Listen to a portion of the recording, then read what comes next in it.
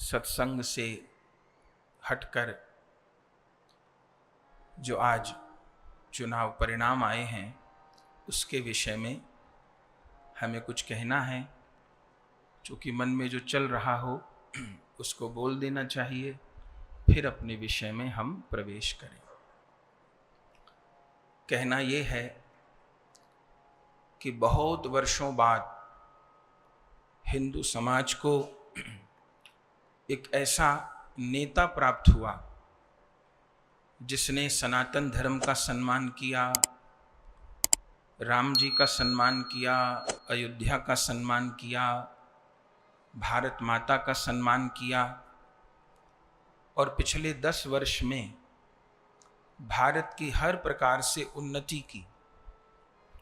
आर्थिक उन्नति भी देश की, सामाजिक उन्नति भी की, आध्यात्मिक उन्नति भी की और बड़े और कड़े फैसले लिए। जो नासूर की तरह भारत माता को खा रहे थे, ऐसे 370 धारा को हटाने का कड़ा फैसला लिया। ट्रिपल तलाक, बहुविवाह उनको निरस्त किया और 500 वर्ष से जो हिंदू समाज एक पीड़ा को भोग रहा था, श्री अयोध्या में राम मंदिर की स्थापना हुई, निर्माण हुआ, वह भूमि हिंदुओं को प्राप्त हुई। 10 वर्ष खूब काम किए, ये आप हम सब जानते हैं।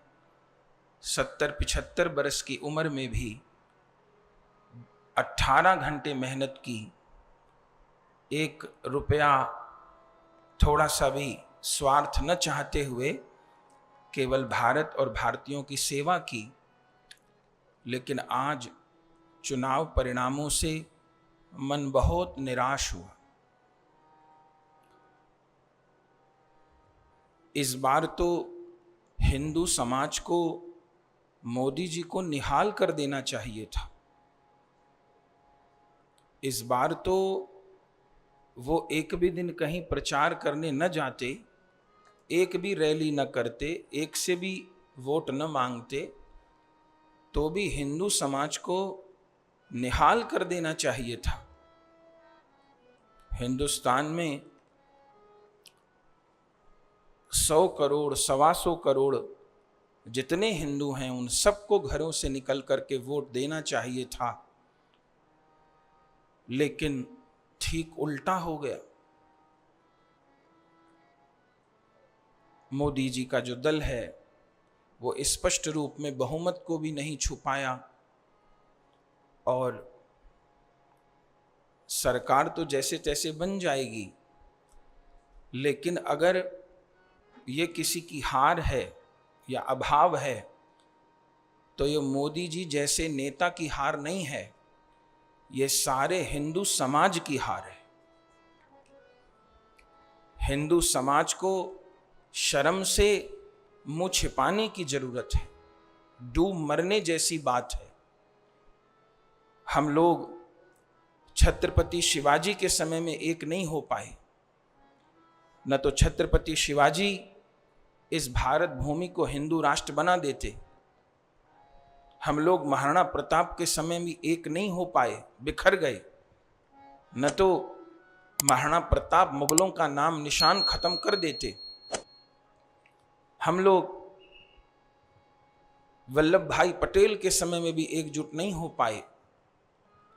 अब इतने वर्षों बाद जिसने सनातन धर्म की ध्वजा को पूरे विश्व में लहराया हो, भारत माता का नाम पूरे संसार में ऊंचा किया हो, हिंदू लोग इतनी उपेक्षा करें उसकी, ये बड़ी लज्जा की बात है।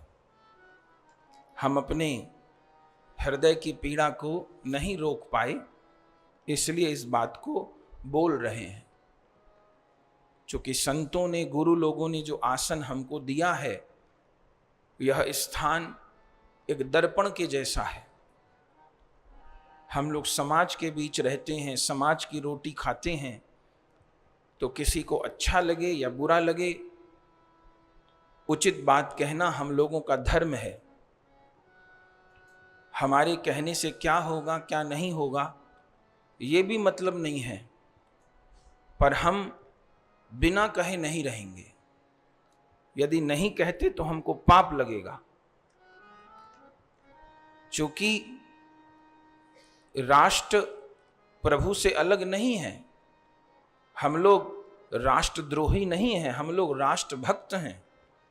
हम लोग राष्ट्र को भारत माता के रूप में देखते हैं। तो एक ऐसा नेता जिसने इतनी भारत माता की सेवा की और हिंदू समाज ने ऐसा छल किया, ऐसा धोखा दिया उस नेता को। जो लोग विधर्मी हैं, मुस्लिम लोगों ने 100% वोट दिया और मुस्लिम लोगों ने 100% वोट विधर्मियों को दिया। आप सब जानते हैं सारे विधर्मी एक हो गए, जिसको विपक्ष कहते हैं। सारे विधर्मी एक हो गए और उन विधर्मियों को पूरे मुस्लिम समाज ने एकजुट होकर वोट दिया। पर विडंबना, दुर्भाग्य, धोखा, छल ये है कि हिंदू समाज एकजुट नहीं हो पाया। वोट ही देने लोग नहीं गए। मुस्लिम समाज की जो वोट देने की गणना है वो 90 से 95% है।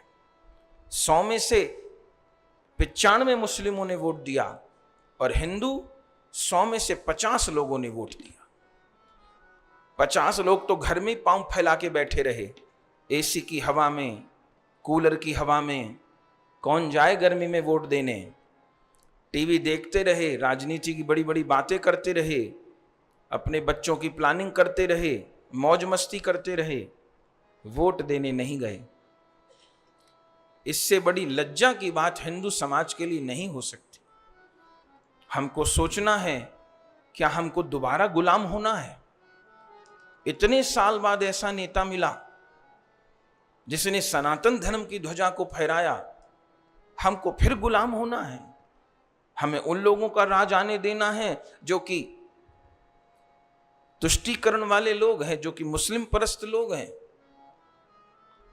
ये बात केवल हम यहां बैठे लोगों को नहीं कह रहे, चैनल के माध्यम से ये संदेश जाने कहां कहां तक जाएगा। यूट्यूब पर प्रसारण होता है, हजारों लाखों लोगों तक बात जाती है। ये कितना बड़ा छल है। मोदी जी की तो आयु पूर्णता को प्राप्त है, उनको जिंदगी में कुछ अब प्राप्त नहीं करना, सब कुछ प्राप्त कर लिया। वो तो राजनीति से संन्यास लेके भी बैठ सकते हैं आगे आने वाले समय में। लेकिन हिंदू समाज का क्या होगा? यदि ऐसे व्यक्ति का हम साथ नहीं दे सके तो किसका साथ देंगे? राम मंदिर बनाने का ये फल दिया। जिस नेता ने 1992 में राम भक्तों पर गोली नहीं चलाई और राम जन्मभूमि पर जो विवादित ढांचा था उसको गिर जाने दिया, हिंदुओं ने उस कल्याण सिंह नेता को सजा दी कि वो अपनी गद्दी से हट गए। और आज मोदी जी को राम मंदिर बनाने की सजा दी कि वो उनका दल पूर्ण बहुमत भी नहीं प्राप्त कर सका। उन्होंने 400 पार का नारा दिया था, वो उचित था, उनको आशा थी हिंदू समाज से। लेकिन हिंदू समाज इतना बड़ा छल करेगा, धोखा करेगा, ये बड़ी लज्जा की बात थी। 50% हिंदुओं का वोट पड़ा, 55%, अधिक से अधिक 60%।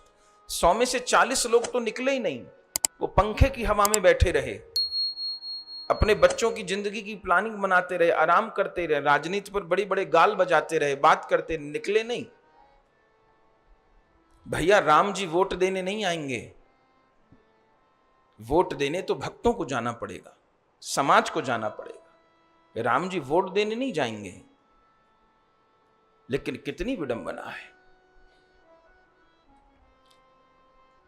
प्रधानमंत्री तो अब भी बन जाएंगे वो, लेकिन इसका दुष्परिणाम क्या होगा?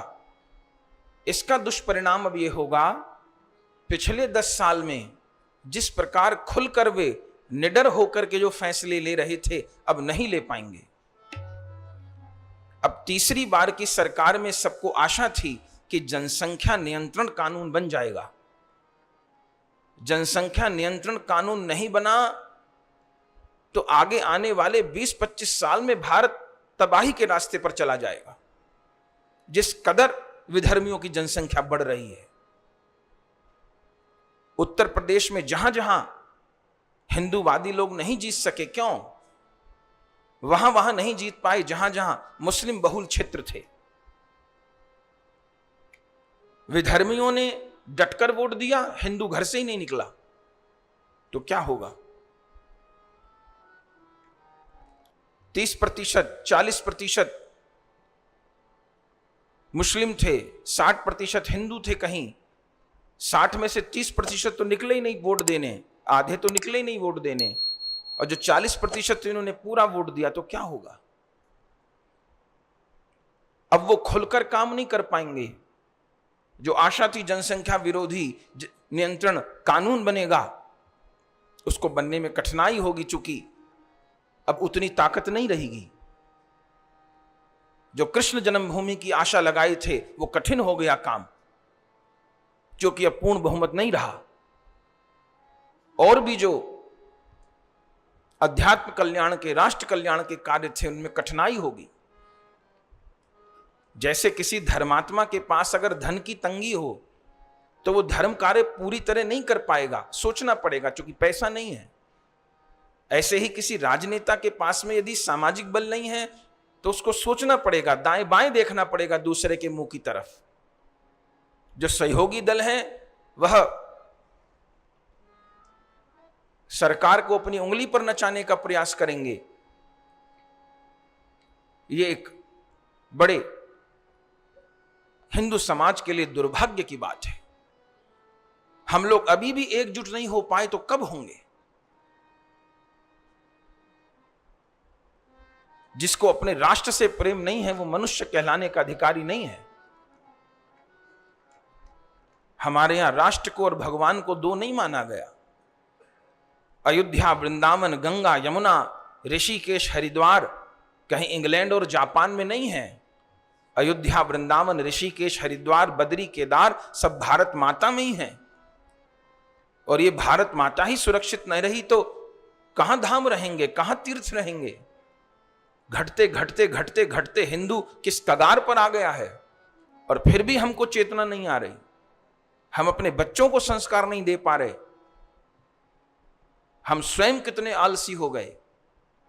सोचना होगा, सोचना होगा। ये बहुत बड़ी हानि की बात है, लज्जा की बात है हिंदू समाज के लिए। अभी भी हम लोग समझ जाएं, जहां तक ये संदेश जा रहा है, और अगर बहक गए, अपने व्यक्तिगत स्वार्थों की पूर्ति में ही रह गए, तो आगे केवल रोना पड़ेगा। विधर्मी तो मुंह फाड़े खड़े हैं निगल जाने के लिए। राम भक्तों पर गोली चलाने वाले लोगों की ज्यादा सीट आई, जिन्होंने 30,000 राम भक्तों पर गोली मारी। अयोध्या के कुएं भर गए राम भक्तों से, सरयू का जल लाल हो गया राम भक्तों के खून से, उनको वोट दे दिए, राम भक्तों को वंचित कर दिया। कैसी विडंबना, कितनी लज्जा की बात है। समझना होगा, सचेत होना होगा। भगवान के दरबार में क्षमा नहीं मिलेगी हम लोगों को यदि ऐसा हमने काम किया तो। अभी बात खत्म नहीं हुई है, आगे फिर कभी अवसर आएगा। प्रांतीय चुनाव होते हैं, फिर समझना होगा, अपनी संतान को संस्कार देना होगा, खुद जागृत होना होगा, राष्ट्र के प्रति अपने कर्तव्य को जानना होगा, समझना होगा। यदि इस प्रकार आचरण रहा तो वास्तव में अपने पतन का कारण हिंदू खुद है, कोई दूसरा नहीं है। किसी के ऊपर दोष देते रहिए, अपने पतन का, अपने दुर्भाग्य का कारण हिंदू खुद है। पहले भी खुद था और आज भी खुद है।